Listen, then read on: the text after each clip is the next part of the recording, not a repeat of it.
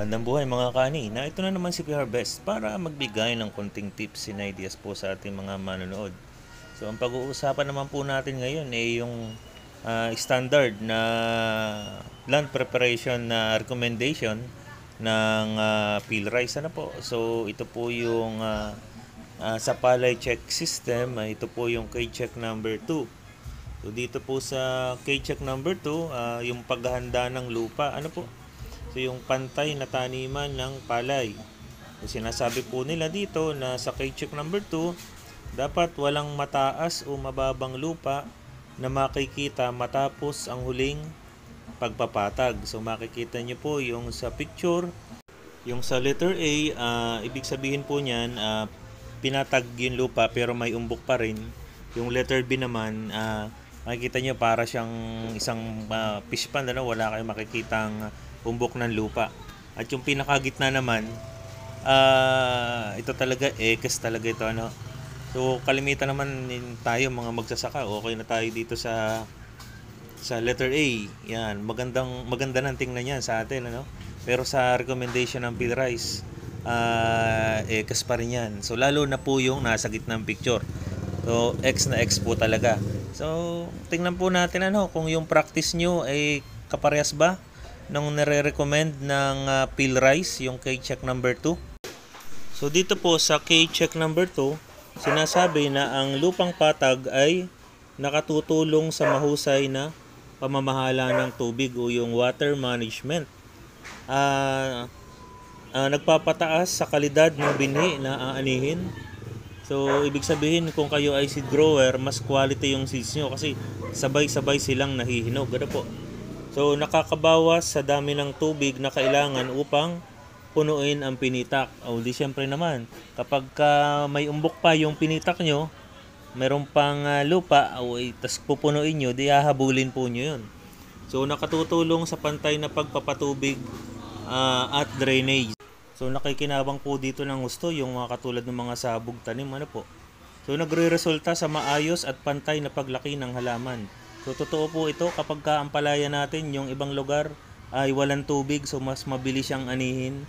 Yun naman mga lugar na matubig, medyo mas mabagal siyang anihin. So hindi pantay yung pagkakaani natin. So minsan may tinitira tayo, nagpapadali sa paggamit ng makinarya sa pag-aani. Syempre nga po, kapag pantay yung lupa, mas mabilis mong mapaalisan ng tubig at kita mo na lahat na yung pinitak mo malinis siya. So walang lugar na may tubig at walang lugar na walang tubig. So nagpapadali sa pagsasagawa ng controlled irrigation. So ano po yung nakikita nyo sa picture, sa larawan? 5% yield loss o yield reduction, So hindi po natin maaayos yung pagkakahanda natin ng lupa. So sayang din yun. 5 sako din yun kung mayroon kayong 100 sako na naani sa 1 hektarya. At mapapansin nyo rin na yung lugar na mas mataas may damo. K-check number 2. Ibig sabihin, kung ito na po yung ginagawa nyo or ito yung susundin nyo, i-check na po kayo sa K-check 2.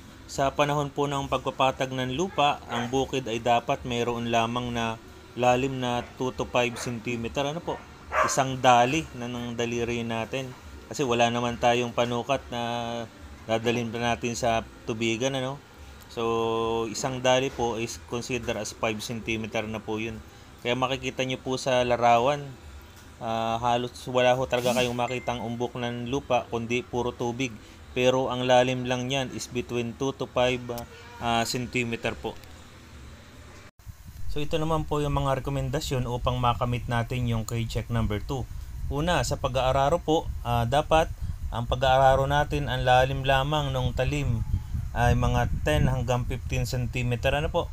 Kasi yun lang naman ang haba ng ugat ng palay natin, mga hanggang 20 cm. Hindi na kailangang palalimin pa yun. At dapat ito po ay mga 3 to 4 weeks o bago maglipat tanim o magsabog tanim.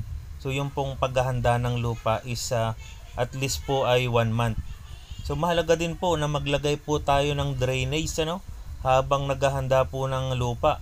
para maalis po yung mga toxic o mga nakalalasong elemento sa bukid. Ano po, lalo na yung mga bagay na nabubulok. Yan. Yung mga substance, yung mga methane. Yan, na nasa lupa. So, mas maganda po maglagay po tayo ng drainage. So, nakakatulong din po ang drainage upang mabulok ang mga bagay na organiko sa lupa. Katulad nga po ng mga rice straw o yung mga dayami, mga damo, dumi ng hayop. Yan, yung mga iyan, kailangan po kasing mabulok yung mga yan dahil kapag po tayo ay nagtanim ng palay at yan ay hindi nabulok, yan po ang magiging cause ng acidity at pagdilaw ng ating bagong tanim na palay. So aabutin pa ng mga 1 week yung palay natin na itinanim bago sila maka-recover.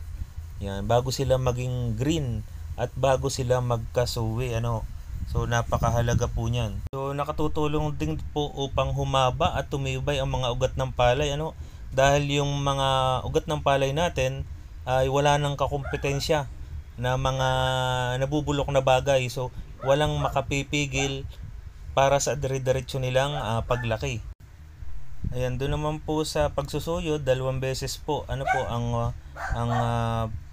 ini-advise na pagsusuyod na meron pong pagitan na 1 linggo. So sa pangalawang pagsusuyod po, ang lupa naman po ay pasalungat doon sa unang pagsusuyod. Yan. So yun po yung recommended sa K-check number 2. So isa pa po na rekomendasyon po, dapat po linisin po at ayusin ang mga kanal at ang mga pilapil. So tatabasan po natin yan, gagamasan. So ang mga dike ay dapat linisin po upang maalis ang mga peste. Lalo na po yung mga daga, yung mga insekto, kulisap, namamahay po yan dyan. So dapat sisiksikin din natin upang maiwasan ang pagtagas ng tubig sa mga pilapil. At syempre dapat ang pilapil ay mga 15 cm lang ang lapad at ang taas naman ay 20 cm. So bakit po natin na ganun ang nais na gawin? Sapagkat upang hindi po makapamahay naman ang mga daga. Ang mga pilapil po ay nagsisilbing harang doon po sa mga pagitan ng pitak natin. Hindi po ito daanan ng tao. Ayan, so nasanay po kasi tayo na doon tayo dumadaan sa pilapil, pero hindi po ito dapat dinadaanan. So ito pa ho yung mga ibang rekomendasyon. Dapat patagin ang lupa. Gumamit po ng paletang kahoy o yung leveler. Natatandaan ko nung bata-bata pa ako, yung lolo at tatay ko, gumagamit sila ng pinutol na niyog, pinapahila sa kalabaw. Habang sila ay nakasakay sa kalabaw, yung kalabaw naman ay takbo ng takbo sa tubigan. So hila-hila yung pinutol na niyog. Yan, gumagawa din po ng maliit na kanal. Ito po ay para sa sabog tanim na palay. At gumawa din ng maliit na kanal malapit sa pilapil na nakapaikot sa bukid at sa gitna ng pinitak upang magsilbing lagusan ng labis na tubig. So ito po ay kahit po sa lipat tanim, mas maganda hong lagyan din natin ng kanal sa tagiliran. Yung sabog tanim naman po ay may mga kanal din sa gitna. Ayan. So syempre pulutan din ng mga kuhol upang mapadali ang iba't ibang gawaing bukid gaya ng paghuhulip at pagdadamo. Kaya importante po na meron din pong kanal. So yun lamang po ang kabuuan po ng K-check number 2. So kung meron kayong mga practice sa inyong lugar na kakaiba pero effective, pwede nyo pong i-share dito po sa atin para po yung iba natin mga kasamahan ay malaman din naman po yung mga practice sa inyong mga lugar. So yun lamang po at marami pong salamat.